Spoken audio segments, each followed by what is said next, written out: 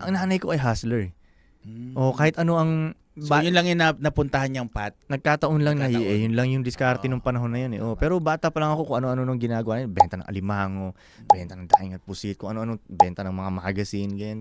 Mas sinanay yung ganun eh, yung hustler na na spirit. Pero yung tama ba tito? Yung tito mo, anong Uncle ng ginagawa? nanay ko. Uncle ng Oo, nanay uncle mo. ng So nanay lolo mo siya.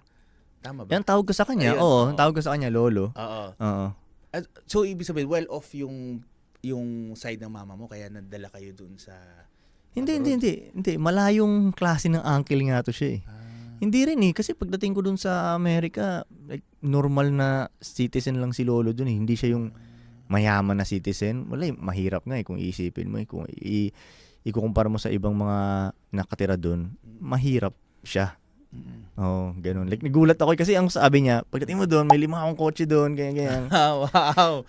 Oy, pagdating doon, may 5 kotse nga, pero isa lang yung gumagana. Alam mo yan? Tapos bulok pa. Tama naman, di ba? Hindi naman siya nagsinungaling sa akin, di ba? Tama. Tapos bulok pa. Holy shit. Sabi niya. Tapos sabi niya, malaki yung backyard namin doon. Oo nga, may backyard, pero ang tataas na ng damo. Alam mo yun, parang what? Hindi ito yung ini-imagine ko na akala ko American dream na American dream. Puta, back to zero pala. Yeah. Mas nakaranas nga ako ng gutom pa dun eh, kaysa sa dito sa Pilipinas.